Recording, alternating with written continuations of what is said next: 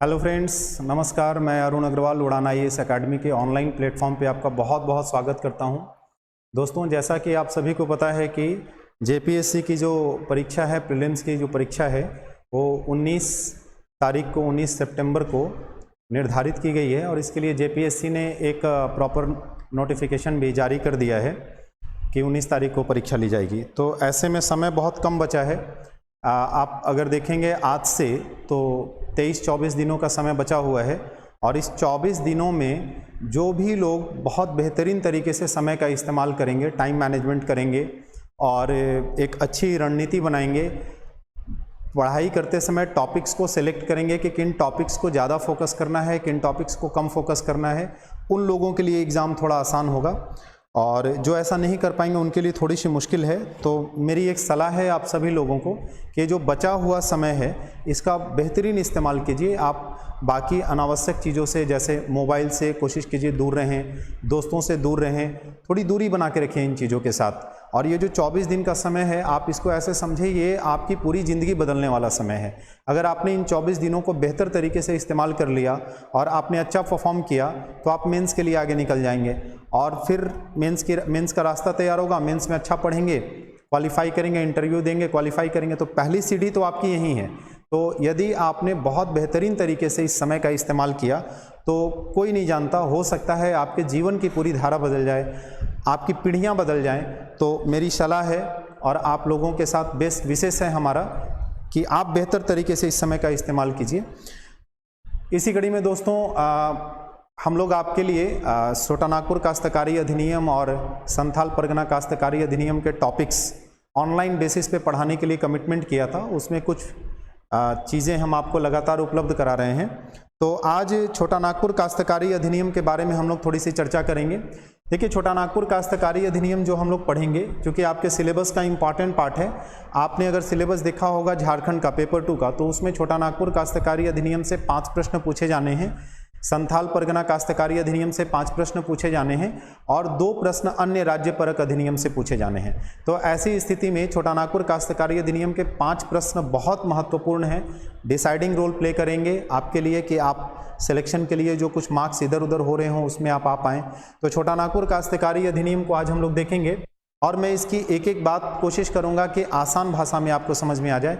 एक बड़ी समस्या ये होती है कि जो कानून होते हैं, जो अधिनियम होते हैं, उनकी जो मूल किताबें होती हैं, बेयर एक्ट होती हैं, उनमें जो बातें लिखी होती हैं वो बहुत क्लिष्ट होती हैं, उनकी शब्दावली बहुत ही कठिन होती है। तो ऐसे में मेरी ये कोशिश होगी कि आपको मैं बिल्कुल ही आसान भाषा में कुछ प्रैक्टिकल एग्जाम्पल्स देते हुए चीज़ों को समझाऊँ और मुझे पूरा विश्वास है कि आपको बातें समझ में आएंगी। जितनी बातें समझ में आएंगी, अगर अच्छा लगेगा हमारा वीडियो तो आप निश्चित रूप से हमारे YouTube चैनल पे एक कमेंट कीजिएगा कि आपको हमारा वीडियो कैसा लगा। और साथ ही मैं गुजारिश करूंगा कि हमारा जो YouTube चैनल है उसको आप सब्सक्राइब कर लीजिए, लाइक कर लीजिए। चलिए दोस्तों, हम लोग देखते हैं। देखिए, सबसे पहली बात हम क्या करते हैं कि हम जो छोटा नागपुर काश्तकारी अधिनियम पढ़ रहे हैं, इसमें हमें पढ़ना क्या है। तो मेरा जो अपना मानना है कि इस टॉपिक को 4 पार्ट में हमें बांट के देखना चाहिए। सबसे पहले तो हमें यह जानना चाहिए कि छोटा नागपुर काश्तकारी अधिनियम की पृष्ठभूमि क्या है, क्यों छोटा नागपुर काश्तकारी अधिनियम लाया गया। क्योंकि कोई भी जो कानून लाया जाता है उसके पीछे कोई ना कोई वजहें होती हैं, कोई ना कोई उसकी पृष्ठभूमि होती है।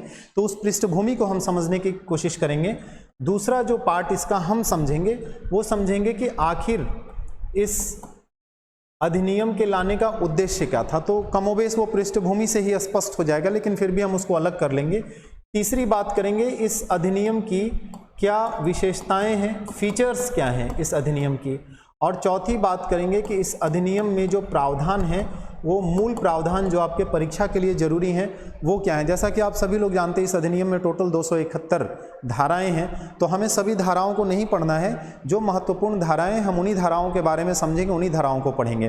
तो फिलहाल अभी हम लोग ये बात करते हैं कि इनमें जो महत्वपूर्ण धाराएं हैं, महत्वपूर्ण प्रावधान है, उनको हम देखने की कोशिश करेंगे।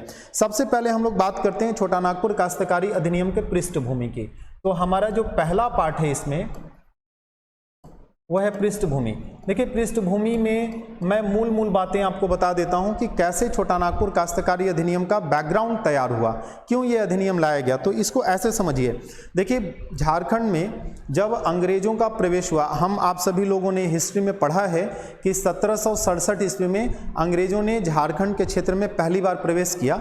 1767 में अंग्रेजों के यहाँ आने के पूर्व, और आप सभी लोगों को पता है कि 1765 के बाद 1793 में पूरे भारत में या आप कहिए भारत के इस हिस्से में बिहार, बंगाल, उड़ीसा के क्षेत्र में जमींदारी व्यवस्था शुरू की गई, यानी एक लैंड रेवेन्यू सिस्टम शुरू किया जाने लगा भारत में, पूरे भारत में, जिसकी शुरुआत यहाँ से हो गई 1793 ईस्वी में, ऐसा हम आप सभी लोग जानते हैं। तो यहाँ पे ये समझिए कि पृष्ठभूमि की जो पहली बात है 1767 ईस्वी में अंग्रेज यहाँ पे आए, हम वहाँ से बात शुरू करते हैं। तो पृष्ठभूमि की जो पहली बात है वो हम इस रूप में समझेंगे कि जब अंग्रेज यहाँ आए, तो अंग्रेजों का जब आगमन हुआ, अंग्रेजों के आगमन से पूर्व यहाँ पे किस तरह की व्यवस्था विद्यमान थी। दोस्तों अगर हम बात करें, अगर हम थोड़ा सा देखने समझने की कोशिश करें, तो मैं आपको बताऊं कि अंग्रेज जब यहाँ पे आए और उन्होंने इस क्षेत्र में शासन शुरू किया, तो उस समय यहाँ पे क्षेत्रीय राजाओं का शासन, अलग अलग क्षेत्रों में अलग अलग राजाओं का शासन चल रहा था। तो अंग्रेजों के आगमन से पूर्व यहाँ पे क्षेत्रीय व स्वतंत्र राज्य स्थापित थे। अब ये जो क्षेत्रीय और स्वतंत्र राज्य स्थापित थे, ये यहाँ के जो क्षेत्रीय राजा थे, इसके बारे में दो बात आपको समझना है। पहली बात तो ये समझनी है कि ये जो राजा थे ना, ये खुद को, स्वयं को बिहार के क्षेत्र से अलग समझते थे, क्षेत्र से अलग मानते थे। ये नहीं मानते थे कि हम बिहार में शामिल है, झारखंड को बिल्कुल पूरी तरह से अलग और स्वतंत्र क्षेत्र मानते थे। एक बात तो आपको ये ध्यान में रखना है।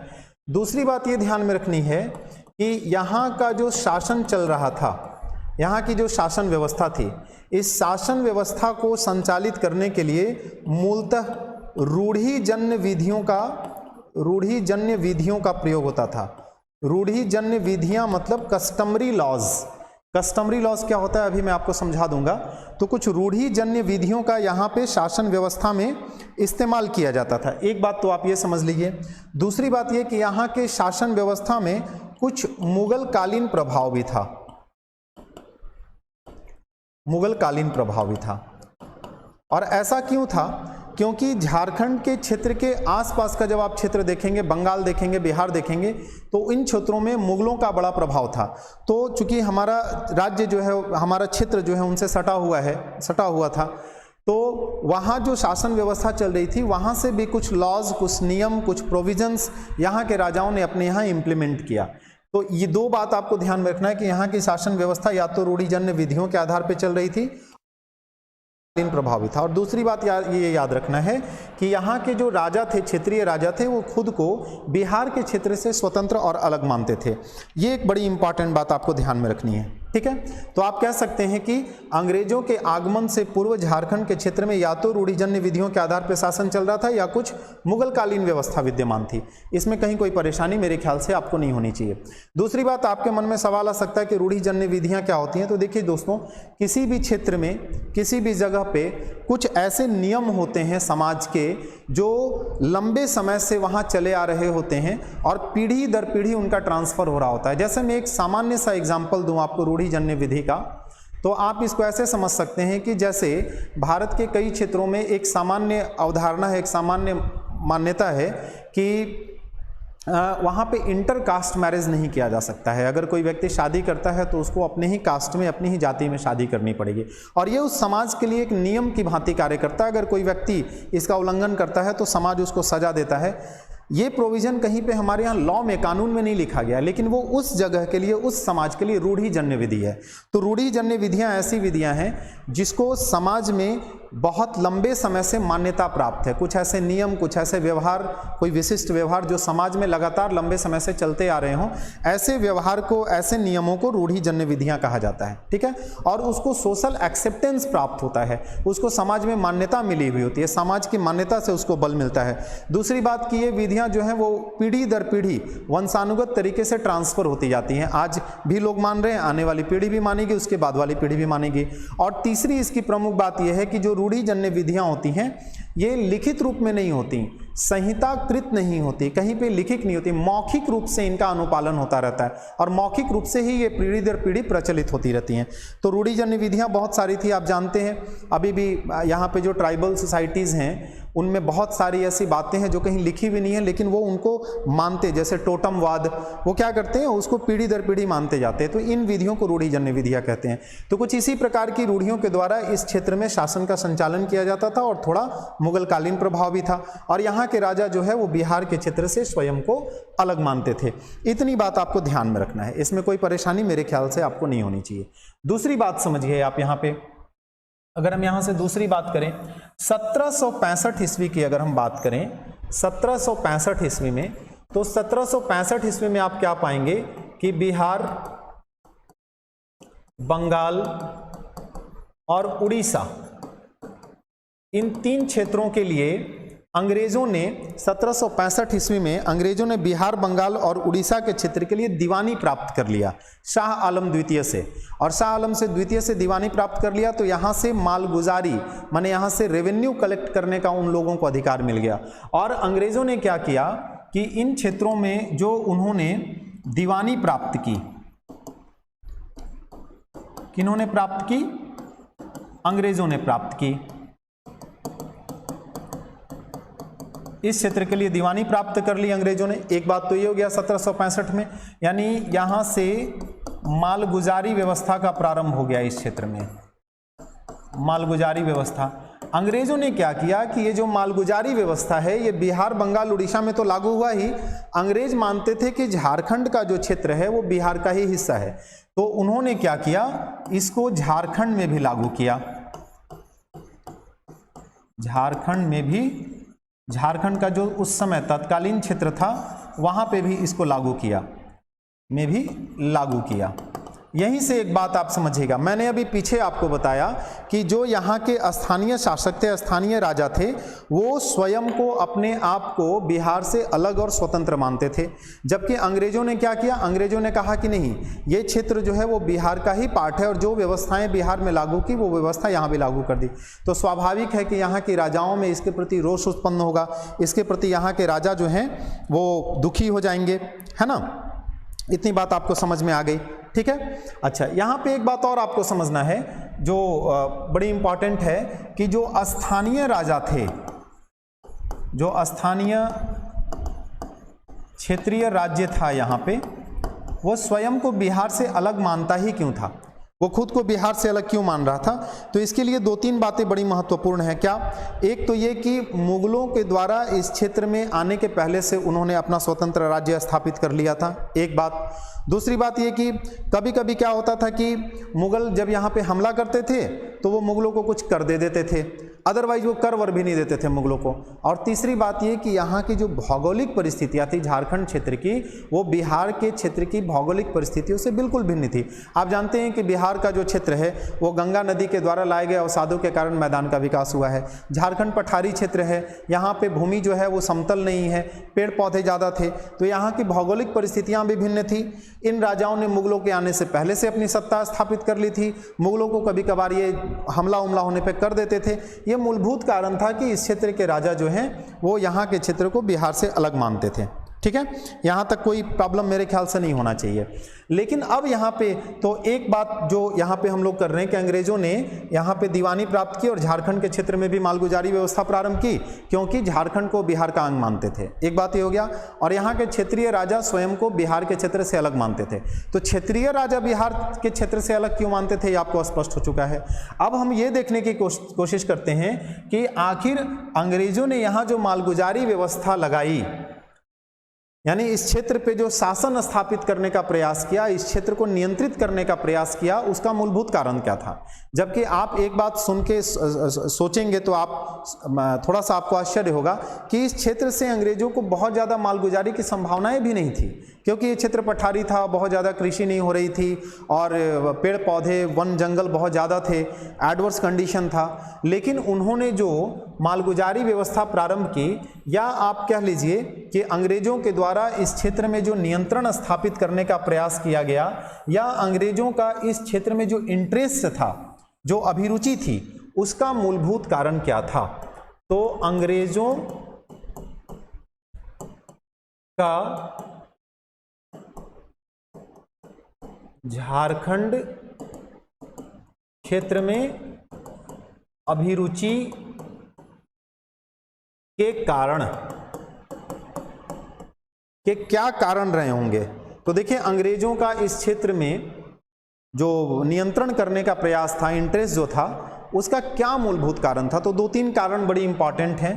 पहला कारण तो ये था कि अंग्रेजों को मराठा और मीर कासिम के विरुद्ध अभियान चलाना होता था, क्योंकि मराठा कई बार अंग्रेजों से लड़ते थे, मीर कासिम जो बंगाल का नवाब था उसकी अंग्रेजों से झड़प होती थी, तो उसके लिए उनको रास्ता चाहिए था, मार्ग चाहिए था, और वो मार्ग झारखंड से होकर गुजरता था। तो एक बात तो आप ये समझ लीजिए कि मीर कासिम, मैं आपको हिस्ट्री नहीं पढ़ा रहा हूँ, मैं पढ़ा रहा हूँ कि CNT एक्ट कैसे आया, उसके लिए सारी बातें थोड़ी थोड़ी जरूरी हैं। मीर कासिम व मराठा के विरुद्ध जो अभियान अंग्रेजों को चलाना था, उस अभियान के लिए मार्ग, सुगम मार्ग की आवश्यकता थी।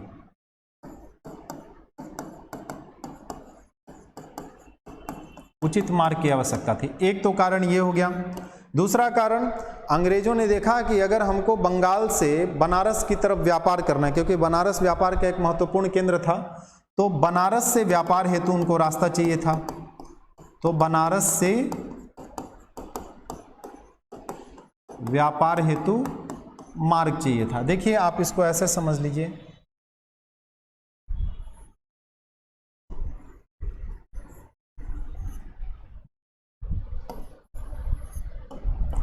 तो यहाँ पे झारखंड है, इधर बंगाल का क्षेत्र है, तो अगर इधर साइड में यूपी में बनारस है, अगर यहाँ से व्यापार करना है तो यहाँ झारखंड से होके जाना पड़ेगा। या मान लीजिए इधर से मराठा अटैक होता है महाराष्ट्र की तरफ से, तो भी झारखंड क्षेत्र से जाना पड़ेगा। तो या अंग्रेज और किसी क्षेत्र में है और उनको मीर कासिम के खिलाफ लड़ाई लड़नी है, तो भी झारखंड क्षेत्र का इस्तेमाल करना पड़ेगा। तो ये मूलभूत कारण थे। और एक तीसरा कारण और था, है ना। देखिए, यहाँ पे झारखंड है, आप देख रहे हैं, यहाँ पे झारखंड का क्षेत्र है, इधर बिहार का क्षेत्र है। तो बिहार के दक्षिणी भाग में जो जमींदार थे ना, बिहार में पूरी जमींदारी व्यवस्था थी, जमींदार लोग थे।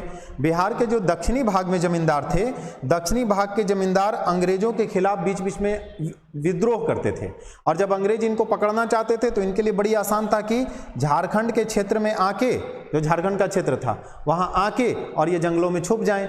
तो अंग्रेजों को इन जो जमींदार थे बिहार के दक्षिणी भाग के जमींदार, उन पे भी नियंत्रण करना था। तो अगर इन क्षेत्रों में वो आके छुप रहे थे और इस क्षेत्र में अंग्रेजों का अधिकार हो जाए तो उनके लिए छुपना मुश्किल हो जाएगा। तो तीसरी बात जो है वो ये थी कि दक्षिणी बिहार के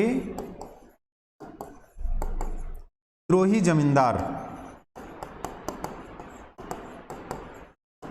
जमींदारों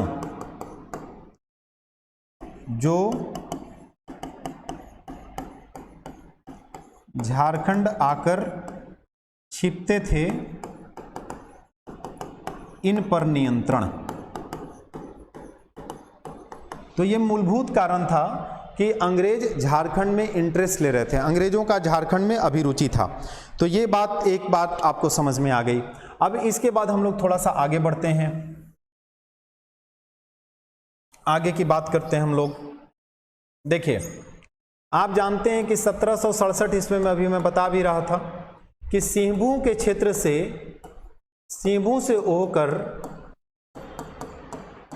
झारखंड में अंग्रेजों का प्रवेश हुआ, ये सभी लोग जानते हैं, है ना। और अंग्रेजों ने जब यहाँ प्रवेश किया तो ढालभूम के राजा को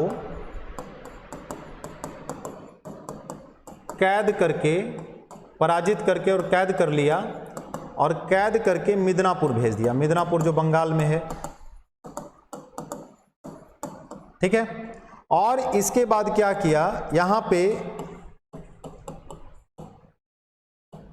जगन्नाथ ढाल नाम का एक व्यक्ति था, इसी राजा का भतीजा था जगन्नाथ ढाल, और इस जगन्नाथ ढाल को यहां का राजा घोषित कर दिया, को राजा बना दिया।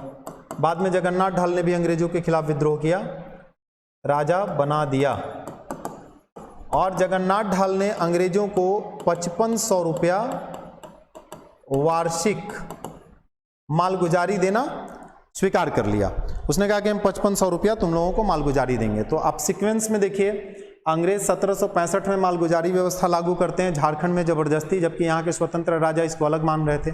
1767 में सेबू क्षेत्र से प्रवेश करते हैं और यहाँ के राजा को बंदी बना के भेज देते हैं, दूसरे को राजा बनाते हैं और मालगुजारी की व्यवस्था लागू कर देते हैं।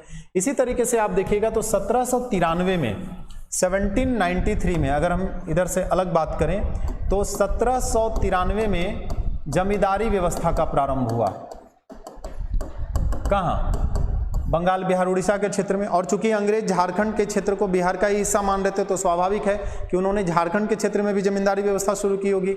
और जैसे ही इन्होंने जमींदारी व्यवस्था शुरू किया वैसे ही इस क्षेत्र में, झारखंड के क्षेत्र में जमींदारों का आगमन शुरू हो गया, जमींदार आने लगे, है ना। और जमींदारों के आने से पहले जो यहाँ जो लोग रैयत थे, जो जिनके पास ज़मीन थी, उनकी जो स्थिति थी वो स्थिति क्या हो जाएगी, बदल जाएगी। क्योंकि पहले रैयत अपनी भूमि के खुद मालिक थे, खुद अपना फसल उत्पादित करते थे, रखते थे, या यहाँ के क्षेत्रीय राजाओं को थोड़ा बहुत उपज का हिस्सा मालगुजारी के रूप में, कर के रूप में देते होंगे। अब जमींदारी व्यवस्था आने के बाद जमींदारों ने इस क्षेत्र में शोषण प्रारंभ कर दिया, यहाँ के लोगों का शोषण किया। तो देखिए क्या क्या हो रहा है। तो यहाँ से आपका बैकग्राउंड बनता है। एक बात तो हम लोग ये कर रहे हैं कि अंग्रेजों का झारखंड के क्षेत्र में हस्तक्षेप हुआ, अंग्रेजों का झारखंड के क्षेत्र में हस्तक्षेप, एक बात ये हो गया। दूसरी बात क्या हुई, अंग्रेजों ने केवल राजनीतिक तरीके से हस्तक्षेप नहीं किया, अंग्रेजों ने यहाँ जो हस्तक्षेप किया वो बाद में जाके धार्मिक हस्तक्षेप भी करना शुरू किया। यहाँ पे ईसाई धर्म में कन्वर्ट कराना शुरू किया, यहाँ के जो ट्राइबल कम्युनिटी के अपने कल्चर थे उसमें इंटरफेयर करना शुरू किया। यानी धर्म व संस्कृति में, धर्म व संस्कृति में हस्तक्षेप करना शुरू किया। यहाँ के जो आदिवासी थे, जो यहाँ के मूल रहने वाले लोग थे, वो जंगलों को अपना सब कुछ मानते थे, वनों को अपना सब कुछ मानते थे, उनसे वन वगैरह छीनने लगे, वन कानून आ गए बाद में, बहुत सारी इस तरह की चीज़ें हुई। तो अंग्रेजों के द्वारा तमाम ईसाइयत का प्रचार, इसमें आप कह सकते हैं ईसाइयत का प्रचार प्रसार शुरू किया, है ना। तो इन सब चीज़ों से रोष उत्पन्न हुआ। तीसरी बात, जमींदारों का शोषण। आप जानते हैं जमींदारों के द्वारा तमाम तरीके से शोषण किया जाता था, जमींदारों द्वारा शोषण, इस क्षेत्र के लोगों का जमींदारों द्वारा शोषण हुआ। एक तो वो कर ज़्यादा लेते थे, टैक्स वसूलते थे, मालगुजारी ज़्यादा वसूलते थे।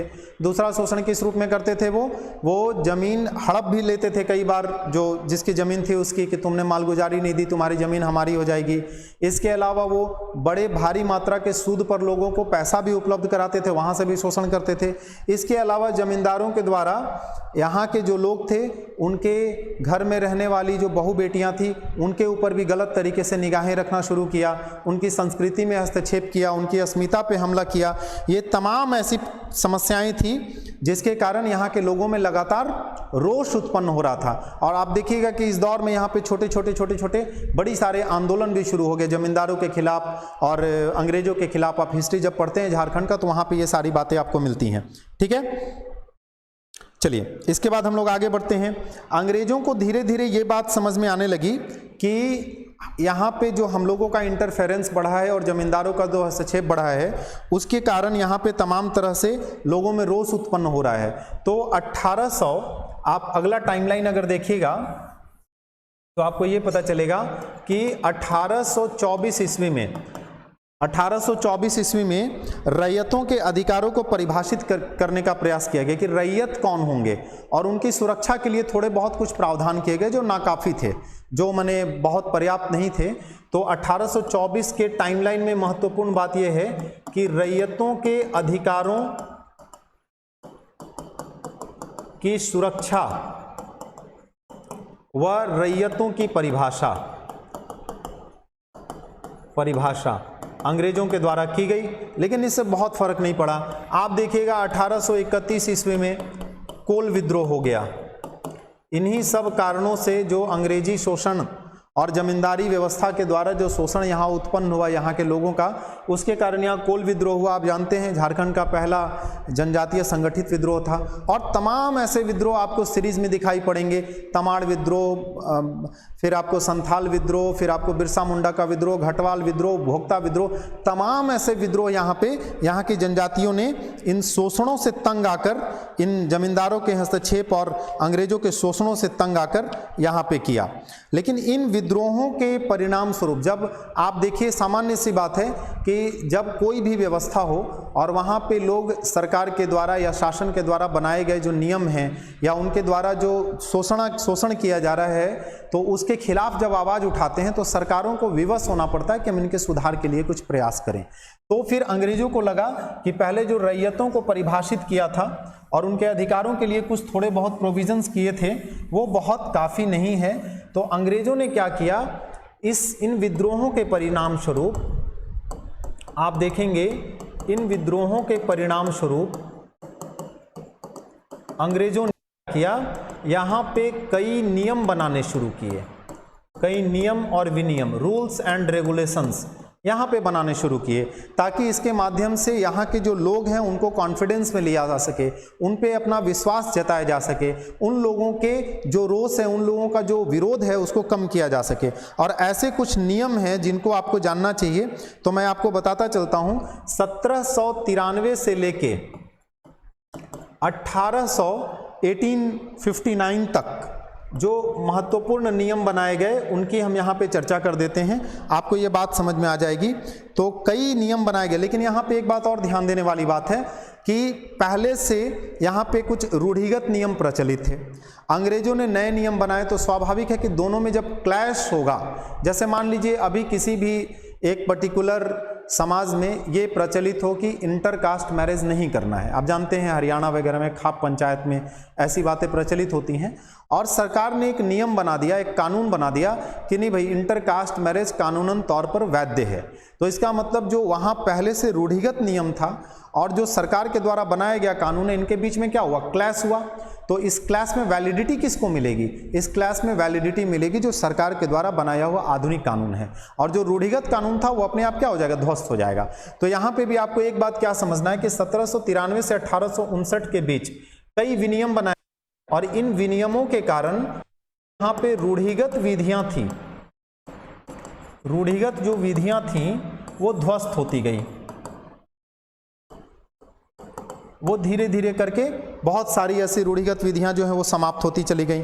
ठीक है, अब अगर आप इन विनियमों में देखेंगे तो एक विनियम बहुत इंपॉर्टेंट नहीं है, ये पूछा नहीं जाएगा एग्जाम में, 1800 में बनाया गया, 1837 में बनाया गया, 1859 में अलग अलग प्रकार के विनियम बनाए गए।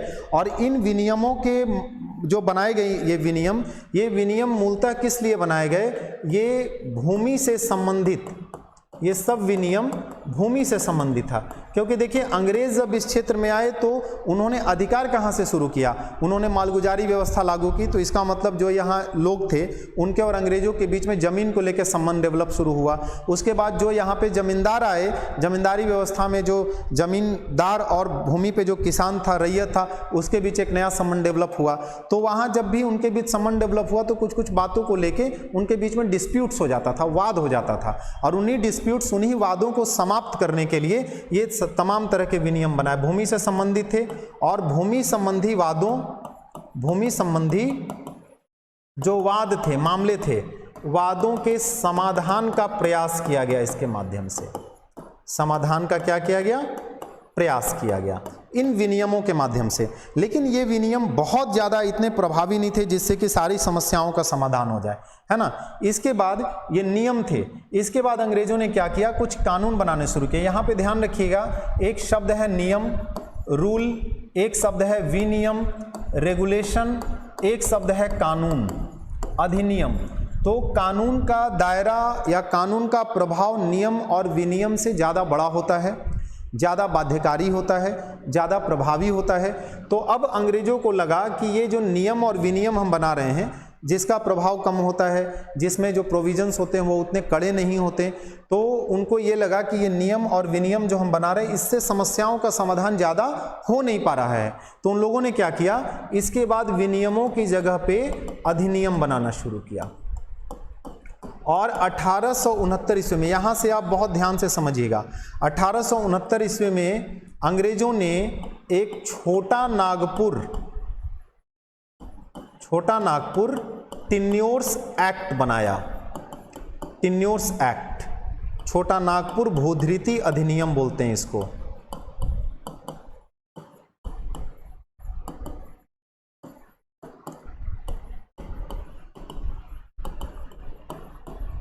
भूधृति। और 1908 में जो हम लोग पढ़ेंगे वो क्या है, छोटा नागपुर काश्तकारी अधिनियम। यह है छोटा नागपुर भूधृति अधिनियम। टेन्योर्स एक्ट वह है टेनेंसी एक्ट, है ना। तो छोटा नागपुर भूधृति अधिनियम बनाया। अब छोटा नागपुर भूधृति अधिनियम के बारे में समझ लीजिए। अगर देखा जाए तो इन नियमों की तुलना में या विनियमों की तुलना में ये अत्यंत महत्वपूर्ण था। उनसे तो ज़्यादा ही महत्वपूर्ण होगा क्योंकि इसका प्रभाव और दायरा बड़ा है, परंतु इसमें कई कमियां रह गई। इसमें बहुत सारी कमी रह गई, जिसमें से एक बहुत इंपॉर्टेंट कमी ये थी कि इसमें भूइंहरी की परिभाषा नहीं की गई थी। इसमें भूइंहरी को परिभाषित नहीं किया गया। भूइंहरी क्या है, देखिए दो शब्द आपको बार बार मिलेगा, नहीं किया गया। भूइंहरी और खूंटकट्टी, ये दो विशेष व्यवस्थाएं हैं। इसका मतलब होता है, सामान्य भाषा में समझ लीजिए कि यहाँ की जो जनजाति है ना, उन जनजातियों के पूर्वज जब पहली बार झारखंड में आके और यहाँ के जंगलों को साफ करके उसे रहने योग्य, कृषि योग्य बनाया, तो उस भूमि को, उस लैंड को अगर ये काम उरांव जनजाति ने किया तो उसको भूइंहरी भूमि कहा जाता है, और अगर ये काम मुंडारियों ने किया तो उसको मुंडारी खुटकट्टी भूमि कहते हैं। यानी अगर शुरुआत में जंगलों को साफ करके किसी जनजाति के पूर्वजों ने वहाँ पे गांव बसाया, आवास स्थान बसाया, निवास स्थान बसाया, कृषि योग्य भूमि तैयार की, तो उसी को हम भूइंहरी भूमि या खूंटकट्टीदारी भूमि ऐसा कहेंगे। अलग अलग जनजातियों के लिए अलग अलग नाम हो गया, उरांवों के लिए अलग और मुंडाओं के लिए अलग। तो यहाँ पे क्या किया गया कि 1869 के इस कानून में भूइंहरी को परिभाषित नहीं किया गया। और इसकी परिभाषा नहीं होने से क्या प्रॉब्लम हुई कि जो भूमि सर्वेक्षण था ना, भूमि से संबंधित सर्वे सरकार ने कराना शुरू किया, तो भूमि सर्वेक्षण में बहुत सारी समस्या उत्पन्न हो गई। भाई स्पष्ट ही नहीं है कि किसको भूइंहरी भूमि कहेंगे, तो सर्वेक्षण में भी स्पष्ट नहीं हो पाएगा। तो सरकार को ऐसा लगेगा कि हो सकता है किसी ने, स्पष्टता तो है नहीं कि भूइंहरी भूमि नहीं थी लेकिन उसको भूइंहरी बना दिया है, या कई बार ऐसा होगा कि जो भूइंहरी भूमि है वो भूइंहरी के दायरे से बाहर हो गया।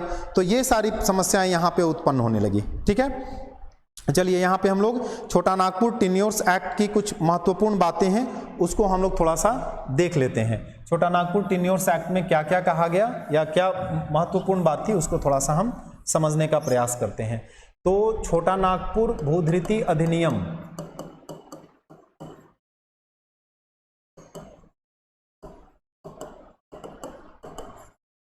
कब का है, 1869 का है।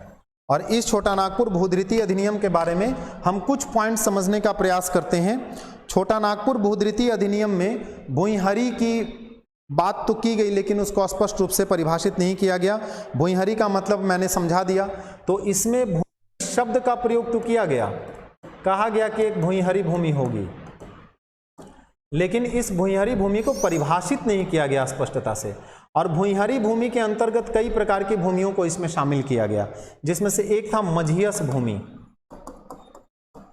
मझियस भूमि, मझियस भूमि क्या था, वहां पे जो पढ़हा राजा थे, माने जनजातियों में शासन व्यवस्था को चलाने के लिए जो मुखिया होता है जो प्रमुख चुना जाता था, सामान्यतः ये वंशानुगत पद होता है, वो आप जनजातीय शासन व्यवस्था में पढ़ेंगे, उसको पढ़ा राजा जनरली कहते थे, है ना।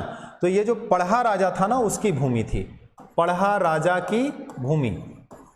इसी प्रकार से एक भूमि यहाँ पे होती थी जिसको कहते थे महतई, महतई भूमि। ये महतई भूमि क्या था, इस बात को समझ लीजिए। जो पढ़ा राजा थे ना, तो पढ़ा राजा जो बाकी लोगों से लगान वसूलते थे, तो उस लगान को वसूलने के लिए एक पद वहाँ पे क्रिएट कर दिया गया था, सृजित कर दिया गया था। उस पद का नाम था महतो। तो उसी महतो को लगान वसूलने के बदले में राजा के द्वारा कुछ जमीन दे दिया जाता था कि जमीन तुम्हारी होगी, उसी को महतई भूमि कहते थे। तो महतो जो लगान वसूलने वाला था, भूमि देशों को गांव में आता था। इसी तरीके से एक भूमि थी पहनई भूमि। पहनई भूमि, पहनई भूमि किसको कहते हैं, तो जो धार्मिक क्रियाकलापों का संपादन करते थे, वो जैसे पृष्ठ जो हो गए, पंडित जो हो गए, पादरी जो हो गए, या जनजातीय समाज में जो धार्मिक क्रियाकलापों का संपादन कर रहे हैं, जो भी आप समझ लीजिए, तो राजा के द्वारा उनको कुछ भूमि उपहार स्वरूप दे दिया जाता था, उसी को हम पहनई भूमि कह रहे हैं। तो पाहन की भूमि, जो पाहन होते थे ना, उनकी भूमि को पहनई भूमि कहा गया। इसी तरीके से भूमि होती थी पनभरा भूमि। पनभरा, जो पाहन का सहयोगी होता था, उसको पनभरा कहा जाता है, पनभरा की भूमि। तो सहमनी की सब पृष्ठ जो अंडर में काम करता था, तो ये सारी भूमि थी, ठीक है, पहनई भूमि हो गया, है ना। इसी तरीके से एक भूमि थी डाली कटारी भूमि। डाली कटारी, डाली कटारी भूमि मुख्य जनजाति में, मुंडा जनजाति में पाहन को दी जाती थी, पाहन को, जिस पे लगान नहीं लगता था। तो ये हो गया डाली कटारी भूमि। तो ये सारी भूमियों का, इसी तरीके से एक भूमि थी भेंट खेता। देखिए एक शब्द भूत खेता भी है, यहाँ पे भेंट खेता। भेंट खेता समझ लीजिए क्या है, जो लोग पढ़ा राजा की भूमि पर श्रमिक का काम कर रहे होते थे, और वो कैसे श्रमिक थे, उनको कोई सैलरी नहीं मिलती थी, बेगार श्रमिक थे, बेगार काम करते थे, माने उनको उसके बदले में कुछ नहीं मिलता था, बंधुआ मजदूरी करते थे एक तरीके से। वैसे लोगों को राजा की ओर से कुछ जमीन दे दी जाती थी। तो इसका मतलब हो गया कि मझियस भूमि पर बेगार काम करने वाले श्रमिकों को राजा की ओर से दी जाने वाली भूमि को हम क्या कह रहे थे, भेंट खेता भूमि। तो ये भूमि का कैटेगराइजेशन किया गया किसमें, छोटा नागपुर टेन्योर्स एक्ट 1869 में। ये बात स्पष्ट है, सभी लोगों को स्पष्ट हो जाना चाहिए। इसके बाद हम आगे इसको अगर देखें, इस अधिनियम में एक विशेष व्यवस्था की गई, इस अधिनियम में एक विशेष आयुक्त की व्यवस्था की गई। इसी अधिनियम की अगर बात करें तो ये तो भूमि की बात हो गई। इसके अलावा 1869 का जो टेन्योर्स एक्ट था, इसमें एक विशेष आयुक्त की व्यवस्था की गई, विशेष आयुक्त का प्रावधान किया गया, प्रोविजन किया गया। और ये विशेष आयुक्त जो क्या करता था, ये विशेष आयुक्त जो भूइंहरी भूमि थी और जो अन्य भूमियां थी उसके सर्वेक्षण का काम इसको दिया गया था। तो इसका मूलभूत काम क्या था, जो भूइंहरी भूमि यानी बताया ना ये सारी भूमियां, वह अन्य भूमियों का सर्वेक्षण। तो अब यहीं पे समस्या उत्पन्न होने लगी।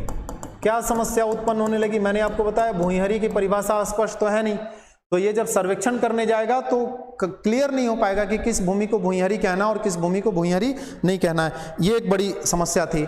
और अगर आप देखिएगा तो ये जो विशेष आयुक्त का प्रावधान किया गया, तो आप देखिएगा तो रांची के क्षेत्र में जो पहले विशेष आयुक्त नियुक्त किए गए, पहले विशेष आयुक्त रांची के लिए नियुक्त किए गए, रांची क्षेत्र के लिए बाबू राखल हल्दर को नियुक्त किया गया। बाबू, ये नाम याद रखिएगा कि छोटा नागपुर भूधृति अधिनियम के तहत पहला विशेष आयुक्त किसे बनाया गया था, तो राखलदास हल्दर को बनाया गया था। और इन्होंने क्या किया, 2482 गांवों का सर्वेक्षण किया। 2482 गांव का सर्वे किया इन्होंने। ये सब इंपॉर्टेंट बातें हैं जहां से सवाल आ सकता है। पहली बार 2482 गांवों का सर्वेक्षण किया गया, बाबू राखलदास हल्दर को बनाया गया। छोटा नागपुर भूधृति अधिनियम 1869 में आया। उसकी प्रमुख खामी थी कि उसमें भुइयारी भूमि की परिभाषा नहीं दी गई थी, स्पष्ट नहीं किया गया था। भुइयारी भूमि में इन भूमियों को रखा गया था जिनको अलग अलग मैंने आपको समझा दिया। इसमें विशेष आयुक्त की नियुक्ति का प्रावधान किया गया था। ये सारी बातें आपके एग्जाम में पूछा जा सकता है और इसके माध्यम से जनजातियों के अधिकारों को संरक्षित करने का प्रयास किया गया। तो 1869 का ये जो अधिनियम है वो बहुत महत्वपूर्ण है, इसको ध्यान में रखिएगा। इसके बाद कुछ और भी अधिनियम आए, तो इसके बाद के 1869 के बाद के जो अन्य अधिनियम हैं उनका आप नाम कम से कम जान लीजिए, तो अगर एग्जाम में पूछ दे तो आप उसको बता पाएंगे। एक अधिनियम लाया गया, Chota Nagpur landlord tenant procedure act. Chota Nagpur landlord tenant procedure act, ये क्या था? इसका पूरा नाम है हिंदी में छोटा नागपुर लैंडलॉर्ड भूस्वामी टेनेंट काश्तकार प्रक्रिया अधिनियम। ये लाया गया 1879 में, 1879 में। ठीक है, ध्यान रखिएगा कि इस अधिनियम में भी भुइंहरी और खूंटकट्टी का उल्लेख किया गया। आपको अंतर करना है, आपसे सवाल जो पूछा जाएगा वो आपको कैसे पूछा जाएगा वो मैं बता देता हूं। देखिए अभी आपने देखा, पहले इसको समझ लीजिए, ये जो 1879 में लाया गया इसमें भुइंहरी व खूंटकट्टी का उल्लेख किया गया। इसकी धारा 19 में शायद की गई, 19 में, इस अधिनियम की धारा 19 में की गई, परंतु परिभाषा स्पष्ट नहीं थी। फिर वही प्रॉब्लम रह गया, परिभाषा स्पष्ट नहीं हो पाई। तो ध्यान रखिएगा कि 1869 के एक्ट में भुइंहरी भूमि की चर्चा की गई और 1879 में भुइंहरी के साथ साथ खूंटकट्टी की भी चर्चा की गई। ये बात स्पष्ट रखिएगा। आपसे पूछा जाएगा कि इनमें से किस अधिनियम में खूंटकट्टी भूमि की चर्चा की गई, तो 1879 का छोटा नागपुर भूस्वामी काश्तकारी प्रक्रिया अधिनियम। समझ में आ गया? कोई परेशानी नहीं है। आगे बढ़ते हैं हम लोग। फिर देखिए 1902 ईस्वी में क्या हुआ, ये तो 1879 तक हम लोग पहुंच गए। इसके बाद एक दो अधिनियम का नाम मैं आपको बता देता हूं। 1869 के बाद 1879 में अधिनियम आया। इसके बाद एक अधिनियम लाया गया 1897 में, छोटा नागपुर कम्यूटेशन एक्ट 1897 में लाया गया। देखिए 79 है या 97 है। छोटा नागपुर, ईयर केवल याद रखिएगा, कम्यूटेशन एक्ट।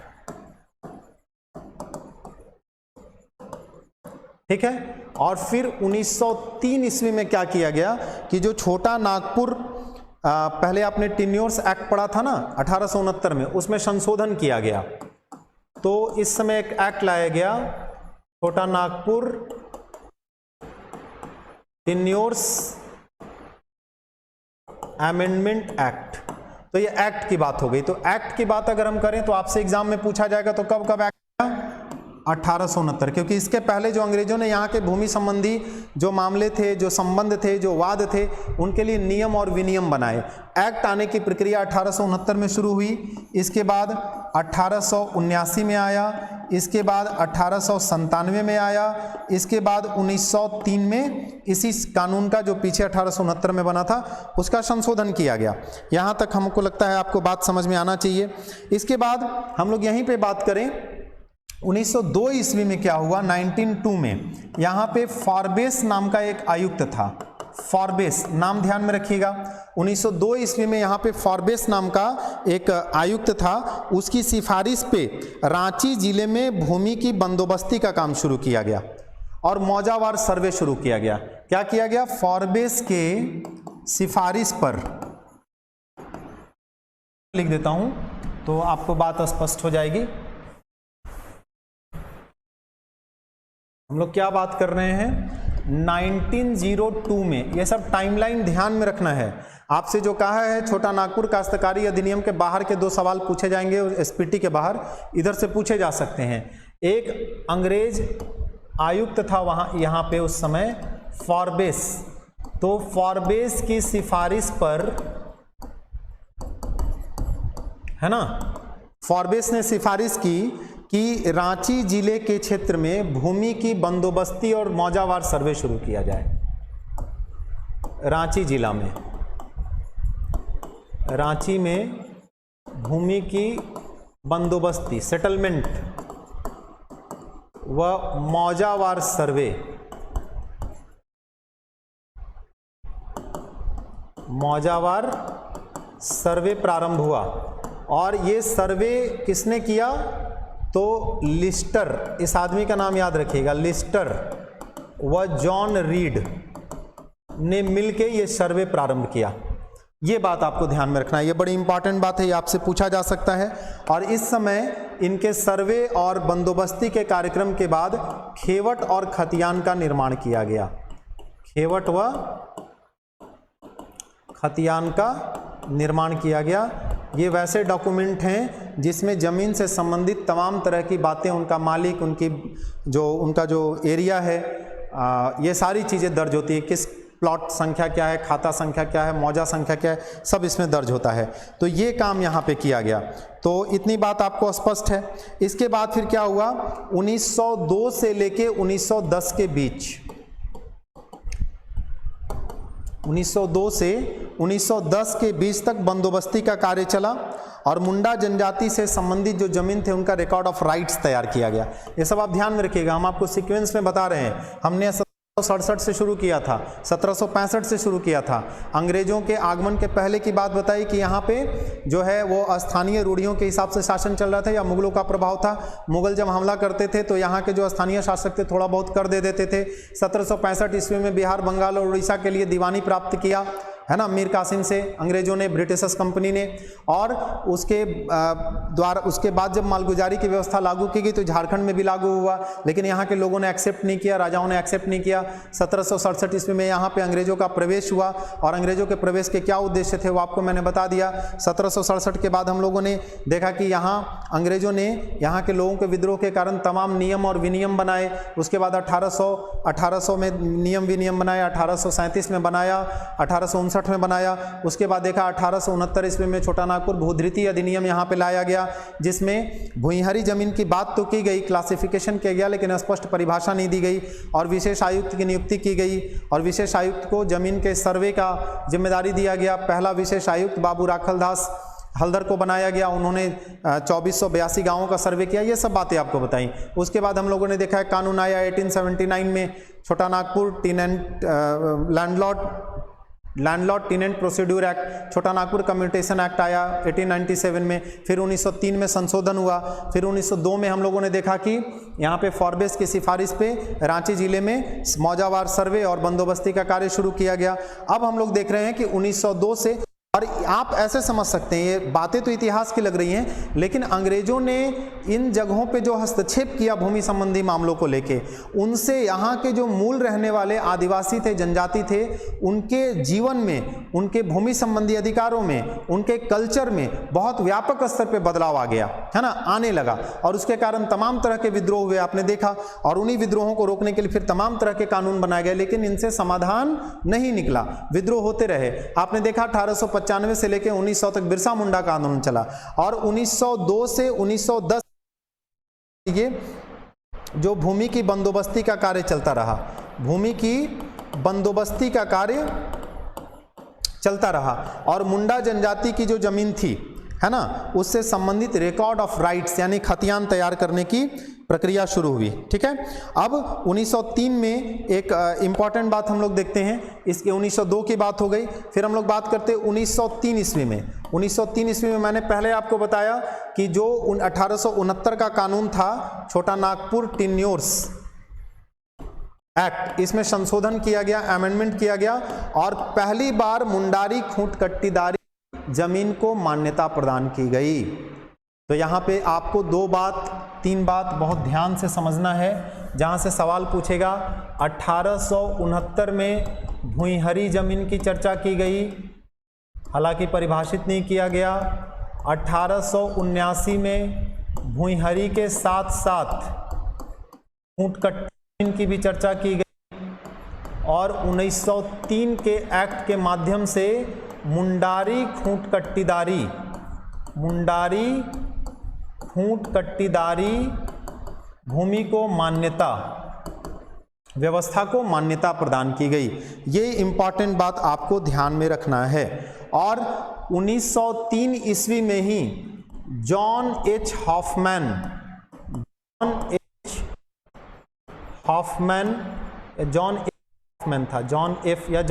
भी आप ध्यान में रख सकते हैं। एफ हॉफमैन नामक एक व्यक्ति ने, आप देखिएगा 1895 से लेकर 1900 ईस्वी तक बिरसा मुंडा का आंदोलन चला और ये काफ़ी व्यापक आंदोलन था, इसका प्रभाव बहुत बड़ा था। और झारखंड में जितने जनजातीय आंदोलन हुए हैं उनमें ये प्रमुखता से माने टॉप पे रखा जाता है, उसका प्रभाव भी बड़े स्तर पे था, उसमें तमाम तरह की मांगे की गई थी। अंग्रेजों को 1900 ईस्वी तक ये बात समझ में आ गया कि जब तक यहाँ की जनजातियों के लिए कोई बहुत मजबूत व्यवस्था नहीं की जाए इनके अधिकारों के संरक्षण के लिए, तब तक इन विद्रोहों को दबाया या रोका नहीं जा सकता है। और इसी परिप्रेक्ष्य में इन लोगों ने क्या किया कि 1903 ईस्वी में अंग्रेजों ने जॉन एच हॉफमैन की सहायता से, या आप कहिए अंग्रेजों के आदेश पर, जो सरकार थी, जो भी वहाँ के गवर्नर जनरल वायसराय जो लोग थे, उनके आदेश पर जॉन हॉफमैन नामक व्यक्ति ने छोटा नागपुर टेनेंसी एक्ट का प्रारूप तैयार किया, जिसको लागू बाद में किया गया। तो छोटा नागपुर टेनेंसी एक्ट का प्रारूप तैयार हो गया था 1903 ईस्वी में। और ये छोटा नागपुर टेनेंसी एक्ट जो है, जिसका प्रारूप 1903 में तैयार हुआ, इस कानून को झारखंड में 11 नवंबर 1908 ईस्वी को लागू कर दिया गया। CNT एक्ट कब लागू हो गया? 11 नवंबर 1908 ईस्वी को। ध्यान रखिएगा, 15 नवंबर 2000 को झारखंड बना है। इससे 4 दिन पहले, कई वर्ष पूर्व, छोटा नागपुर टेनेंसी एक्ट को झारखंड के क्षेत्र में लागू किया गया। छोटा नागपुर टेनेंसी एक्ट को जो लागू किया गया, उसमें 2-3 बातें आपको मैं बता दूं जो महत्वपूर्ण है। ये छोटा नागपुर काश्तकारी अधिनियम जो बनाया गया, तो इस काश्तकारी अधिनियम में जो प्रोविजंस किए गए उसकी प्रेरणा कहाँ से ली गई? तो बंगाल काश्तकारी अधिनियम से ली गई। तो आप कह सकते हैं बंगाल टेनेंसी एक्ट बंगाल काश्तकारी अधिनियम से प्रभावित था, अधिनियम से प्रभावित रहा छोटा नागपुर काश्तकारी अधिनियम। एक बात तो ये आप समझ लीजिए।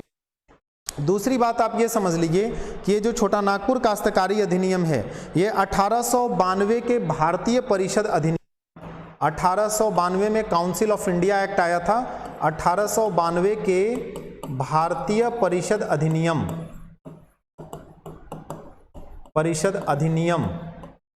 के तहत की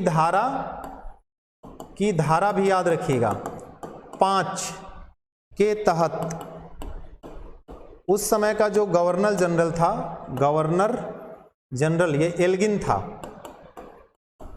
एल्गिन की अनुमति से इसे अधिनियमित किया गया था।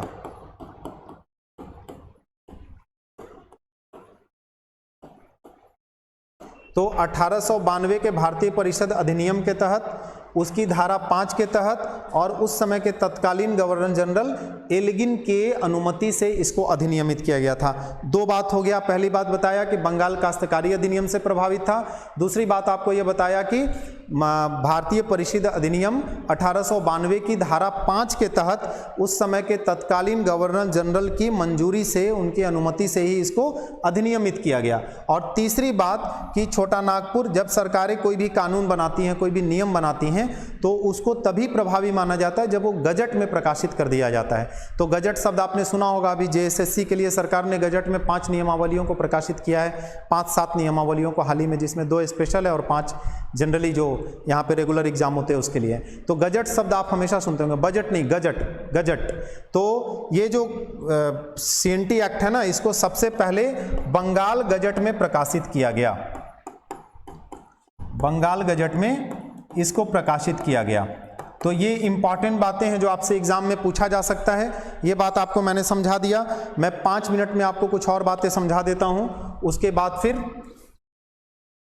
हम लोग आज की क्लास ये ऑनलाइन वाली यहाँ पे समाप्त करेंगे।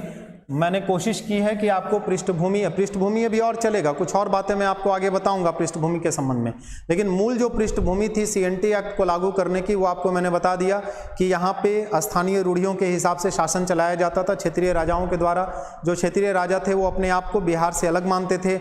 अंग्रेज जब इस क्षेत्र में अपना प्रभाव जमाना शुरू किए तो उन्होंने झारखंड को भी बिहार का अंग मान लिया। जो व्यवस्थाएं मालगुजारी की, जमींदारी की बिहार में लागू हुई वही झारखंड में लागू हुई। इसके कारण यहाँ एक तो अंग्रेजों का शोषण, अंग्रेजों का इंटरफेरेंस शुरू हुआ, दूसरा जमींदारों का शोषण, जमींदारों का इंटरफेरेंस शुरू हुआ, और इन्हीं के विरोध में और तमाम तरह से यहाँ बेगारी की व्यवस्था शुरू कर दी गई। जंगलों पर अधिकार करने का प्रयास किया गया, जमीनों पर अधिकार करने का प्रयास किया गया, जनजातियों के संस्कृति में हस्तक्षेप करने का प्रयास किया गया, जनजातियों के घरों में उनकी अस्मिता पर खतरा उत्पन्न होने लगा। ऐसी परिस्थितियों में यहाँ की जनजातियों ने समय समय पे तमाम तरह के विद्रोह करने शुरू कर दिए, और इन विद्रोहों को रोकने के लिए, इनको नियंत्रित करने के लिए जो ब्रिटिश कंपनी थी, अंग्रेजी शासन जो था, उसने तमाम तरह के नियम और विनियम बनाने शुरू किए ताकि वो यहाँ के जनजातियों को ये बता सके कि नियम विनियम हम तुम्हारे अधिकारों की रक्षा के लिए बना रहे हैं, और उनको कॉन्फिडेंस में ले सकें। लेकिन उससे ज़्यादा कोई बात नहीं बनी। फिर 1869 से यहाँ पे अधिनियम बनाने शुरू किए गए, और तमाम तरह के ऐसे अधिनियम बनाए गए, लेकिन उनसे भी ये जो विद्रोह हो रहे थे, ये जो जनजातियों का बाकी जो संबंध था जमींदारों और अंग्रेजों से, उसमें कोई बहुत व्यापक परिवर्तन नहीं हुआ और विद्रोह चलता रहा। और बिरसा मुंडा के आंदोलन के बाद अंग्रेजों ने सीरियसली इस बात को समझा कि अब कोई बहुत ठोस कदम यहाँ पे उठाने की जरूरत है, और उसी परिप्रेक्ष्य में 1903 ईस्वी में झारखंड के लिए जो छोटा नागपुर काश्तकारी अधिनियम है उसका प्रारूप तैयार किया गया, और 1908 में उसको लागू किया गया। ये मूल बातें पृष्ठभूमि की हैं, जिसको मैंने एक एक करके आपको बता दिया। अभी मैंने आपसे कहा था कि छोटा नागपुर काश्तकारी अधिनियम का दूसरा जो पार्ट होना चाहिए हमारे लिए, वो क्या होना चाहिए? उद्देश्य। इसका उद्देश्य क्या था? तो बहुत सिंपल सी बात है कि यहाँ पे भूमि को लेके जो विवाद था जमींदारों और यहाँ के लोगों के बीच, संबंधी विवाद, यहीं से एक शब्द जनरेट हुआ, दीकू। आपने सुना होगा। दीकू का मतलब होता है बाहरी लोग। जो बाहर के लोग, यहाँ के जो झारखंड के जो मूल लोग थे, वो यहाँ के स्थानीय लोग मूलवासी माने गए, और बाहर से जो लोग आके बसना शुरू कर दिए उनको यहाँ दीकू कहा गया। आप अगर देखिएगा तो झारखंड में आपको रहने वाले जो लोग मिलेंगे, झारखंड के लोग या झारखंड में लोग जो मिलेंगे, उसमें से एक मिलेंगे आदिवासी जनजाति, जो झारखंड में प्राचीन समय से रहते आ रहे हैं, जिनका झारखंड पे बहुत पुराने समय से अधिकार रहा है, तो इनको आदिवासी या जनजाति के नाम से जाना जाता है। एक दूसरे जो हैं वो हैं गैर जनजातीय, जो जनजाति हैं, गैर जनजातीय मूलवासी, मतलब ऐसे लोग जो जनजाति तो नहीं है लेकिन फिर भी झारखंड में बहुत लंबे समय से रहते आ रहे हैं। इन लोगों के लिए सदान शब्द का इस्तेमाल किया जाता है। और तीसरे प्रकार के लोग रहते हैं झारखंड में, जो बाहरी लोग हैं। इनके लिए जो आदिवासी हैं वो दीकू शब्द का इस्तेमाल करते हैं। और दीकुओं के खिलाफ भी जो विद्रोह जमींदारों के खिलाफ चल रहा था, जमींदारों को क्या मानते थे? दीकू मानते थे।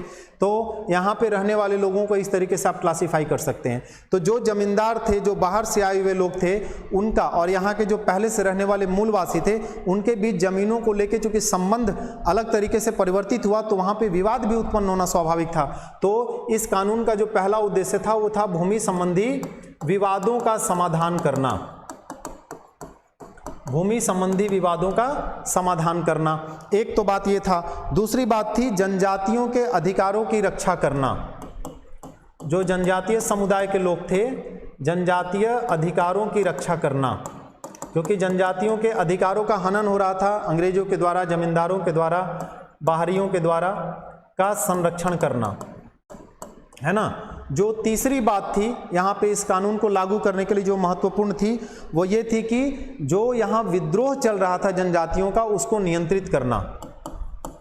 जनजातियों के विद्रोहों को नियंत्रित करना, विद्रोहों पर नियंत्रण, ये एक महत्वपूर्ण बात थी। चौथी बात थी जनजातियों को भूमि संबंधी अधिकार दिलाना, तो वो अधिकार में ही आ जाएगा। एक था यहाँ पे बेगारी की समस्या का समाधान करना, बेगारी की समस्या का समाधान करना। यहाँ पे बेगारी की समस्या उत्पन्न हो गई थी, फ्री ऑफ कॉस्ट जो बहुत सारे जमींदार थे लोगों से अपने खेतों पे काम करवाते थे, तो उनका भी समाधान करना जरूरी था। तो ये CNT एक्ट का मूल उद्देश्य था। और एक लास्ट बात आपको और बता देता हूँ कि जो CNT एक्ट लाया गया, उस CNT एक्ट के मूल विशेषताएं क्या हैं, मूल विशेषताएं, फीचर्स। तो कुछ बातें आप लोग जानते होंगे, जैसे एग्जाम्पल के तौर पे कि इसमें जो टोटल अध्याय है इस एक्ट में वो कितना है, 19 अध्यायों में, अलग अलग अध्यायों में ये विभाजित है।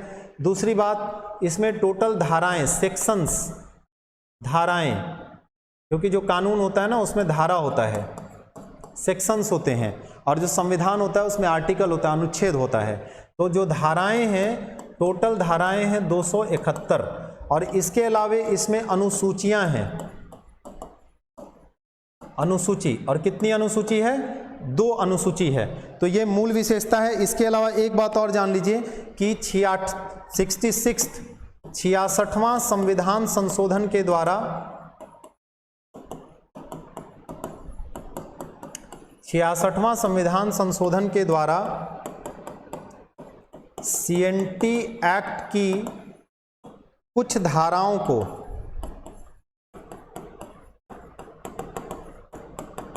भारतीय संविधान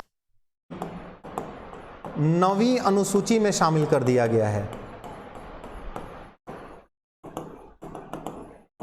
तो यहां पे समझ लीजिए 9वीं अनुसूची क्या है। भारत के संविधान में आप जानते हैं 395 अनुच्छेद हैं और कई सारी अनुसूचियां हैं। भारत के संविधान में टोटल 12 अनुसूचियां हैं, जिनमें से अनुसूची नंबर 9 का संबंध है भूमि संबंधी मामलों से। वैसे मामले जो भूमि के संबंध में होते हैं उसमें से बहुत सारे मामलों को अनुसूची 9 में डाल दिया जाता है, और जिन मामलों को, जिन मुद्दों को, जिन कानूनों को, जिन कानून की धाराओं को अनुसूची 9 शामिल किया जाता है, उन मामलों में न्यायपालिका हस्तक्षेप नहीं कर सकती। तो इसका मतलब ये हुआ कि जिन मामलों को 66वां संविधान संशोधन के द्वारा भारतीय संविधान की 9वीं अनुसूची में शामिल कर दिया गया है CNT एक्ट की उन धाराओं को, उनमें न्यायपालिका के द्वारा किसी भी प्रकार का हस्तक्षेप नहीं किया जा सकता है। तो ये मूल बातें थी CNT एक्ट के बारे में। CNT एक्ट के बारे में और बातें हम लोग देखेंगे। जो अगली क्लास हमारी होगी उसमें मैं आपको बता दूंगा कि झारखंड के क्षेत्र में जो यहाँ पे प्राचीन व्यवस्था रही मुगलों के आने से पूर्व और मुगलों के आने के बाद, उस जमीन को किस प्रकार से, यहाँ की भूमि को किस प्रकार से वर्गीकृत किया गया। तो एक सेगमेंट वो हमारा रहेगा अगली क्लास में कि भूमि का वर्गीकरण मुगलों से पहले कैसे कैसे किया गया और मुगलों के बाद कैसे कैसे किया गया। और दूसरी बात जो उसमें रहेगी कि इस कानून को समझने से पहले हम कुछ महत्वपूर्ण शब्दों को समझ लेंगे, शब्दावलियों को समझ लेंगे, जिससे कानून पढ़ते समय अगर कोई वैसा शब्द हमारे सामने आता है तो हमको वहाँ पे ज़्यादा परेशानी न झेलना पड़े, न उठाना पड़े। तो हम अगली क्लास में जमीन का, भूमि का वर्गीकरण और कुछ महत्वपूर्ण शब्दावलियों को समझेंगे, टर्मिनोलॉजीज को समझेंगे, और उसके अगले क्लास में फिर हम लोग CNT एक्ट की धाराओं पे स्विच कर जाएंगे। ठीक है, तो दोस्तों यहाँ हम आज की क्लास समाप्त करते हैं, और आप सभी से मेरी गुजारिश है कि आप में से जिन लोगों ने हमारा YouTube चैनल अभी तक सब्सक्राइब नहीं किया है, आप निश्चित रूप से चैनल सब्सक्राइब कर लीजिए, लाइक बटन को दबा दीजिए। और मैं एक बात आपको पूरे विश्वास के साथ कह सकता हूँ कि जो CNT की क्लासेस मैं आपको उपलब्ध करा रहा हूँ, यहाँ से CNT और SPT कानून के प्रश्न बिल्कुल पकड़े जाएंगे। जो 12 प्रश्न आएंगे उसमें से 10 से 11 प्रश्न सीधे सीधे आपको पकड़ में आ जाएंगे। मैं बता दूंगा कौन कौन सी चीज़ें प्रश्न में पूछी जा सकती हैं। आप बहुत ध्यान से वीडियो देखिएगा, बहुत ध्यान से चीज़ों को समझिएगा और रिवाइज करते रहिएगा। बहुत बहुत धन्यवाद दोस्तों आपका। अगली क्लास में हम लोग फिर से मिलते हैं। Thank you.